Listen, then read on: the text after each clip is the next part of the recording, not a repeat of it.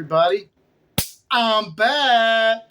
And I'm going to do a quick little recap of UFC 302 for y'all. There were really only two fights that interested me, anyways. That was the co main event, Sean Strickland versus Paulo Costa.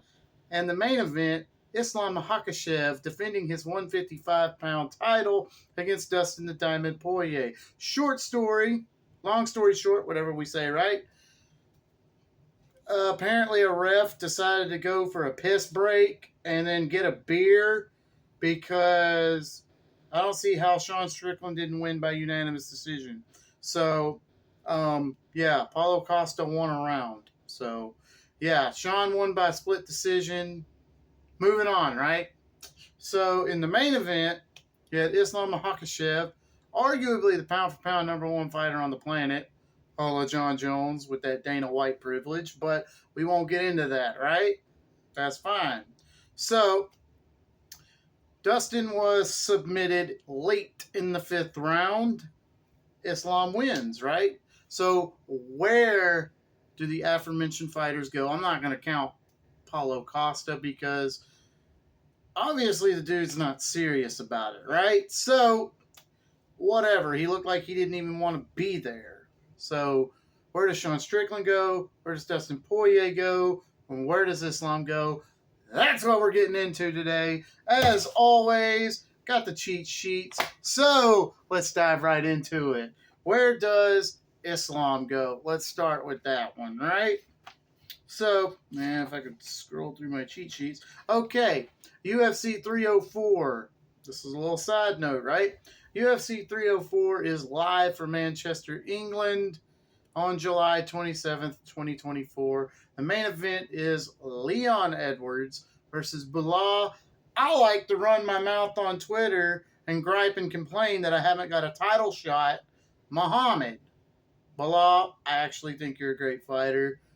It's just, damn. Like Trump, turn down the Twitter beef, all right? Shit. It's weird. Anyways, the winner of that fight needs to face Islam Makhachev wherever Islam wants to fight, not only for the welterweight belt, but for the pound-for-pound number one ranking in the world. Y'all let me know how that goes. And I like Bilal Muhammad. His fighter nickname is Remember the Name. Just so we don't get anything confused, all right?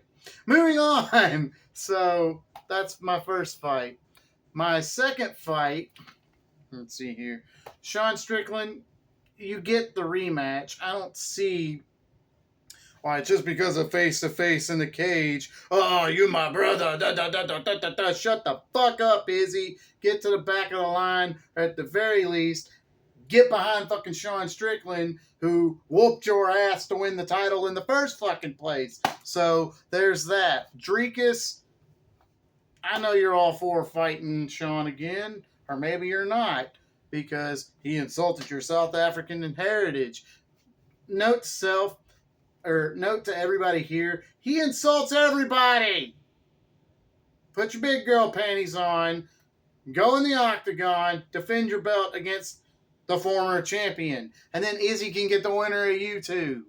Shut the fuck up, keep it moving, alright? Moving right along. Okay, so my third and final fight, I had to sit there and think long and hard about this. And then I realized a legend in the UFC immediately called out Dustin Poirier. And I was like, it's kind of a bit of a size difference, but hey, whatever. I have Dustin Poirier. Maybe he wants to fight again. Maybe he doesn't. And if it is, or if that was your last fight, Dustin Poirier, my hat's off to you, sir. It really is. I respect the shit out of you. Would have loved to have got to meet you at UFC 247 in Houston. But hey, them's the breaks, right? So, Dustin Poirier, if you'll come back for one more fight, I'm sure everybody will love it. You're America's favorite fighter at this point. I mean, or you're Southern, like the South's favorite fighter at this point. I'm pretty sure Sean O'Malley is America's favorite fighter. But I have in my third fight, and I had to sit there and think about this one, how it would play out, right? Alexander Volkanovski, who's been a little inactive, he's been cracked in the head a little bit. You know, he's been making some funny videos about him being a driveway cement mixer, however you say it. But I have Alex Volkanovski facing Dustin Poirier.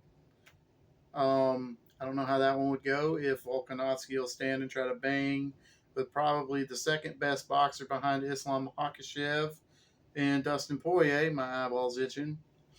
Excuse me for a second. Okay, so how that one would go is weird, you know. I feel Alex would want to wrestle him, but he'd get cracked in like the third round.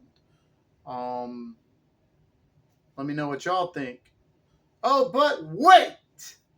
There's more. I have a bonus pick. And this one should be number one, but I thought Islam deserved his just due. I'm gonna be like the bad guy in this video, but hey, whatever. I don't care. I'm comfortable playing the villain. So, John Jones, you're my favorite fighter growing up. Well, we're the same age, but hey, whatever. Please fight Tom Aspinall. Why are you wasting time with a 42-year-old Stipe Miocic? Who he'll probably be 42 by the time y'all fight, and he won't have fought since he lost to Francis Ngannou. Yet you're going to gift him a title shot just because it makes money sense? I get that part. Make you $15 million or whatever the hell you're rumoring to make, but I got a question. Are you scared of Tom? Because one, he's bigger than you, he's younger than you, and he seems hungrier than you. I don't know what drives probably the greatest mixed martial artist of all time. Maybe he's just wants to fight Stipe and retire with a big paycheck. Hey, my hat's off to you. I salute you, but come on. Why are you holding up a division, brother? I mean, there's an interim champion for a reason, and he's going to defend it before you. Oh, yeah, side note, UFC 304 co-main event, it's Tom Aspinall versus Curtis Blades for the interim heavyweight championship of the world. Side note. So, yeah, Tom Aspinall is going to defend the interim championship before John Jones defends his undisputed one, which, what the hell ever. I don't get it sometimes, you know, but y'all please let me know how y'all feel about that one. And I'll see y'all later. Deuces.